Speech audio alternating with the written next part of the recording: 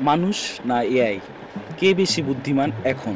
AI কিভাবে আমাদের মতো, এমনকি আমাদের চেয়েও বেশি স্মার্ট হয়ে যাচ্ছে? আমরা মানুষ পৃথিবীর সবচেয়ে বুদ্ধিমান প্রাণী, সেটা তো ভাবতাম, কিন্তু এখন একটা রোবট আমাদের চেয়েও ভালো কবিতা লেখে, কোড বানায়, এমনকি কোডিংও করে। এটা কি মানে এআই আমাদের থেকেও বেশি ইন্টেলিজেন্ট হয়ে যাচ্ছে? চলুন খুঁটিয়ে দেখি এআই কিভাবে কাজ করে।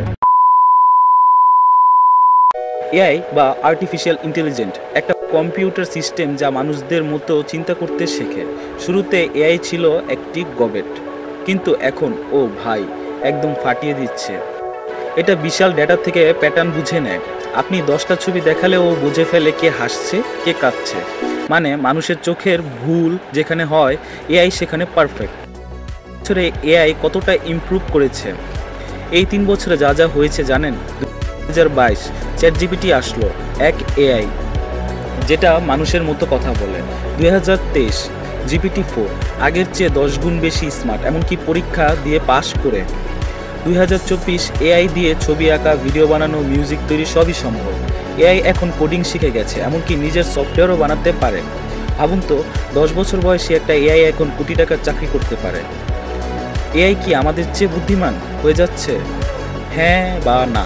হ্যাঁ, এআই গণনায়, ডেটা বিশ্লেষণে, জ্ঞানে অনেক সময় মানুষের চেয়েও এগিয়ে। এআই ভুল কম করে, এআই 24 ঘন্টা কাজ করে, ক্লান্ত হয় না।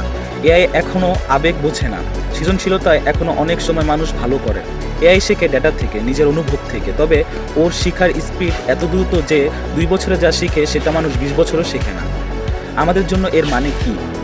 এটা ভয় পাওয়ার বিষয় না, বরং শেখার সময়। এআই যদি আমাদের চেয়ে স্মার্ট হয়, তাহলে আমাদের কাজ হচ্ছে ওকে সঠিকভাবে ব্যবহার শেখা। এআই দিয়ে আপনি লেখালেখি, ডিজাইন, ব্যবসা, এমনকি ইউটিউব ভিডিও বানাতে পারেন। কেউ যদি শুধু ভয় পায়, সে পিছিয়ে যাবে। আর কেউ যদি এআইকে সহকারী বানায়, সে আগায় যাবে অনেক দূর। সো এআই ভার্সেস হিউম্যান না ভাই, AI plus human future. Like দিন, কমেন্ট করুন। আপনি কি এআইকে ভয় পান নাকি বন্ধু মনে করেন? কমেন্ট করে জানাবেন। ধন্যবাদ। Wait a minute.